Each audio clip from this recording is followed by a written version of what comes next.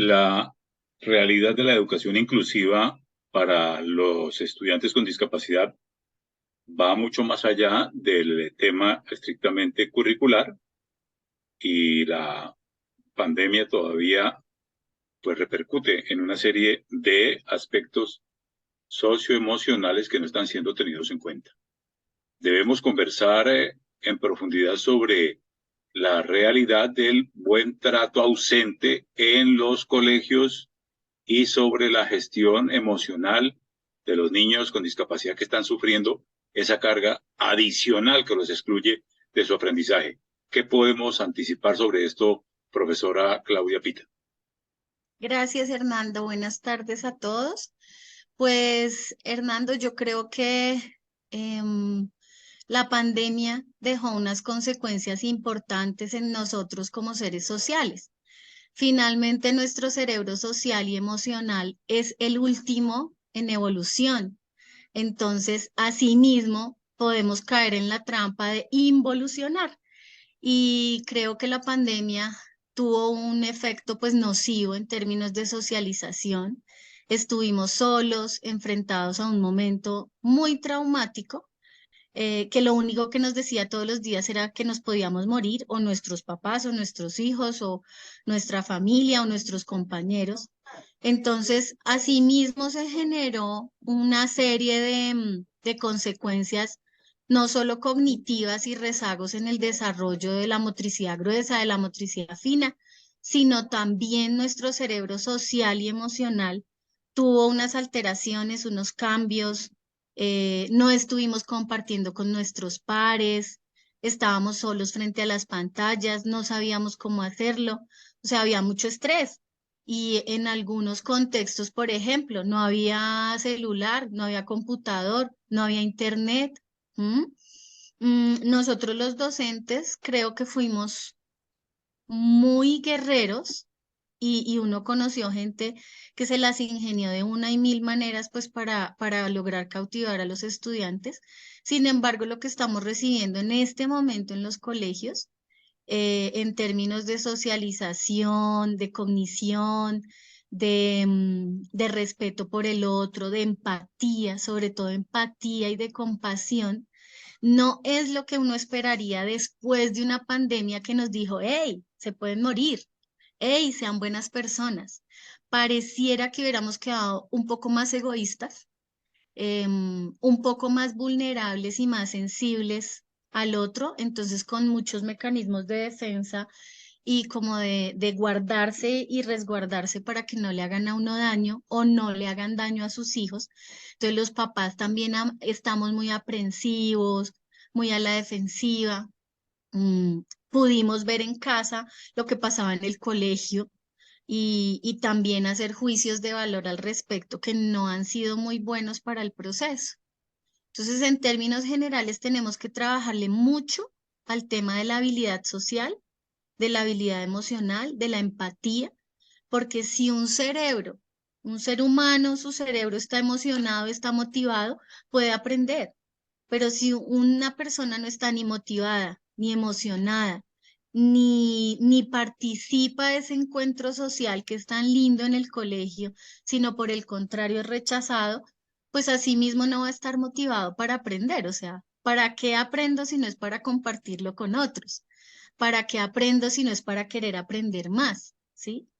Y se vuelve un proceso automático, mecánico, un cumplimiento de notas. Y el fondo debe ser otro. La educación sí hace que los seres humanos cambiemos, pero siempre y cuando nosotros los que estamos educando dejemos un poco de lado lo curricular en cuanto a la academia y nos fijemos más que nuestros estudiantes están teniendo unas necesidades emocionales y sociales importantes. Ese bloqueo emocional es una barrera adicional que tiene obstruida la posibilidad de aprendizaje. Estas metodologías de 14-21, DUA, PIAR, etcétera, estaban comprendiendo esta realidad. Los docentes están preparados para hacer frente a esta contingencia, a este hecho, o cómo están frente a eso. Pues Hernando, yo creo que la virtualidad a los maestros nos dio clases, porque tuvimos que aprender otros mecanismos, a grabar videos, a grabar audios, a hacer un poco de cosas que de pronto antes no sabíamos hacer, a utilizar la tecnología como recurso para incentivar el aprendizaje. Pero también pasó mucho que no sé por qué, como siempre, los más apartados de todo el proceso y el progreso social y tecnológico fueron los estudiantes con alguna condición, ¿sí? Porque pues por múltiples razones no podían acceder. Por ejemplo, habían estudiantes que tenían computador pero no sabían cómo entrar a Zoom. Entonces no llegaban a las clases, por ejemplo. O estudiantes que no podían abrir el Classroom, no sabían cómo usarlo. Y nosotros, los maestros, directivos, líderes, como lo queramos llamar, a veces obviamos cosas que son súper simples en los procesos educativos de nuestros niños, de nuestros estudiantes, de nuestros hijos. Cosas muy simples, como por ejemplo, prenda el computador. ¿De dónde se prende el computador? ¿Por qué no puede haber un estudiante que no sepa de dónde se prende el computador? ¿Lo hay? ¿Sí? Claro. Como hay otros que van de avanzada y le enseñan a uno. Mire, Pita, acá hay un tablero, acá se puede escribir, acá se puede dibujar, acá se puede, esto se puede compartir. ¿M? Entonces, yo creo que el proceso de la pandemia, pues no fue negativo del todo, aprendimos muchas cosas, pero sí siento que en términos de DUA, en términos de estrategias, hay más y no sabemos cómo implementarlas. Y hay cosas simples que los maestros diseñamos en el día a día porque debemos tener la capacidad de ser creativos e inventivos al instante. O sea, usted puede preparar hoy una clase y decir, voy a utilizar la técnica, la estrategia, la metodología, y llegar a la clase y no le funciona. Ahí, al instante, usted tiene que inventarse otra cosa. O sea, usted no puede, mañana entonces volvemos a la clase a ver qué se me ocurre. No, usted le toca ser imaginativo, inventivo ya, leer el contexto de sus estudiantes. O sea, este cómo vendrá, venga, este está como deprimido. Y uno en las cámaras, por eso cuando los estudiantes apagaban las cámaras era tan difícil, porque uno no sabía qué había allá atrás. ¿Ves? Ahora que ya estamos otra vez en las aulas, en los salones, entonces, ¿qué encuentra uno? El que está triste, el que no está atendiendo, el que tiene problemas en la casa, el que no almorzó porque no le gustó el almuerzo, o el que no desayunó porque no hay desayuno en la casa, o al que le pegaron en la casa. Entonces, es más fácil tener el contexto a la mano cuando usted está en el salón. ¿M? Y ahí es donde uno, como profesor, debe ser tan suspicaz, tan valiente, tan flexible, tan recursivo de decir, a ver, a este le doy esto, este necesita esto, este necesita un abracito, pero este necesita que le jale la oreja. O sea, es como un juego mental, como si tú entraras a un videojuego y estudiaras todo el contexto rápido y tomaras decisiones para que cada uno tuviera lo que necesita. Yo creo que eso es hacer educación inclusiva, o sea, darle a cada quien lo que necesita en el momento y en el instante correcto. Y tú me has escuchado muchas veces el cuento que uno, con amor, todo lo puede, ¿sí? O sea, un maestro amoroso, buen ser humano, cálido, contenedor, respetuoso y firme, es un maestro que puede ayudar a salvar vidas, a salvar el mundo. Y nosotros los maestros sí salvamos vidas. Ter- Contrario a lo que otros dicen de no vincularnos, de por favor no hables de eso. A mí sí me gusta hablar de las emociones, porque si yo amo a mi estudiante me ama y quiere transformarse por él y por mí, ¿ves? Y entonces eso tiene un impacto social, porque un estudiante transformado desde el amor es una sociedad transformada desde el amor. Pero ¿qué nos ha pasado en nuestro país? Que los profesores nos comimos el cuento, que nosotros somos profesionales y que la parte personal se queda en la casa y la profesional viene a trabajar. Y no podemos ser disociados, somos uno. Soy buena persona, soy buen maestro. soy buena mamá, soy buena persona, ¿sí? O sea, donde yo vaya, si soy buena persona y si tengo unos estándares de calidad éticos y morales altos frente al vínculo del amor con los niños, las vidas, las familias que yo toco, yo nunca puedo pensar que mi trabajo no tenga un impacto social universal. Ni siquiera es un impacto inmediato ahí del aquí y el ahora, es universal porque imagínate lo que puede pasar en este colegio donde yo estoy si yo entro a un salón de veintitantos y mis estudiantes se dan cuenta cómo les inyecto amor a todos, ¿cierto? Entonces ellos salen diciendo, hola, yo quiero que ella vuelva a entrar, se siente rico, ¿sí? Tan bonito que es respetar la diferencia. Vea cómo nos enseñó a trabajar con Julano de tal. Nos dio ejemplo, nunca nos trató mal.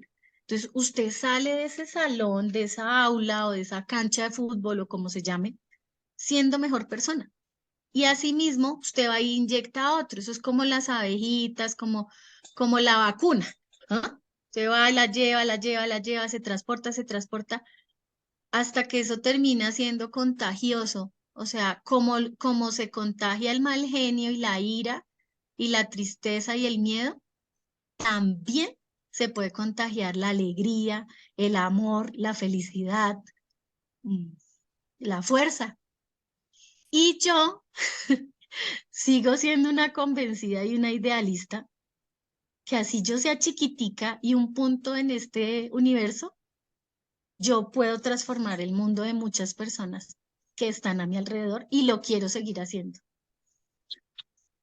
El, la conversación a fondo que vamos a tener debe abordar también si ese instrumento que ha sido el decreto 1421 en su quinto año resultó fallido en el trabajo Ujú. con las familias y si hubiese que reformularlo o repotenciarlo o complementarlo, ¿qué nuevo habría que incorporar a ese instrumento normativo para suplir todos estos vacíos?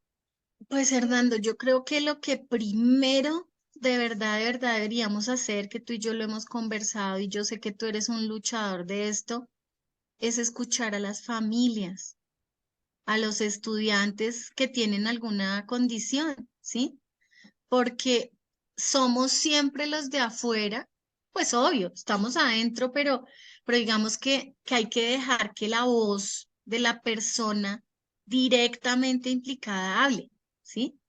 Porque, claro, yo escucho muchas cosas a mi alrededor y entonces yo hoy las transmito, pero ¿no será mejor que el Julano de tal que le tocó la situación X, Y o Z sea el que venga y me diga a mí, hola, no, eso no está funcionando por esto, por esto, por esto? O no, ha funcionado, mire que acá pasó esto, acá pasó esto, acá pasó esto. Entonces yo sí creo que el decreto, si bien es un buen paso para transformar nuestra calidad educativa y los procesos del país, se queda corto, como tantas leyes, en escuchar a las personas, dejar de poner las cosas en el papel y ejecutarlas. Y algo que sí yo he comprobado es que una familia que conozca bien sus derechos, sus deberes, que haga bien su proceso de aceptación de su hijo, que no lo niegue, que lo acepte, que lo ame, que lo vincule. O sea, una familia bien organizada es una familia que educa a muchas otras, que educa a una sociedad.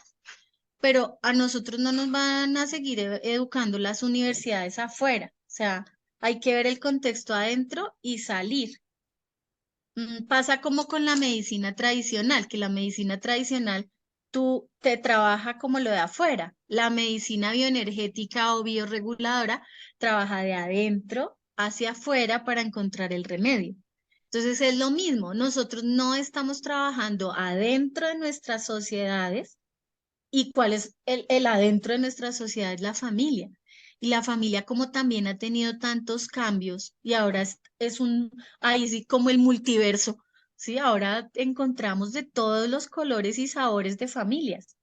Entonces, pues ahí es que toca entrar a analizar a ver qué es lo que está pasando hay familias que ni siquiera conocen que existe un decreto, Sí, por claro. ejemplo. Mayoría. Entonces, yo creo que ahí puede estar el poder de poder hacer algo más, ¿sí? Y que los que trabajamos en esto veamos unos frutos más a largo plazo y no unas curas momentáneas que en cualquier momento se derrumban, porque lo que nos enseñó la pandemia fue que empezamos un buen proceso en el tema de inclusión, pero en la pandemia todo hizo como trrrr, ¿m? Y entonces, miércoles, claro, no habíamos pensado en esto. Y si un estudiante no puede ir al colegio, y si, o sea, no hemos pensado como en toda la variedad que puede haber, pero pues justamente para eso son los problemas, para que uno vea, bueno, esto no nos funcionó, ¿qué nos puede funcionar? En pandemia muchos niños desertaron de la escolaridad. Triste, ¿no? Educación inclusiva, crearla es quererla, dice por ahí un eslogan.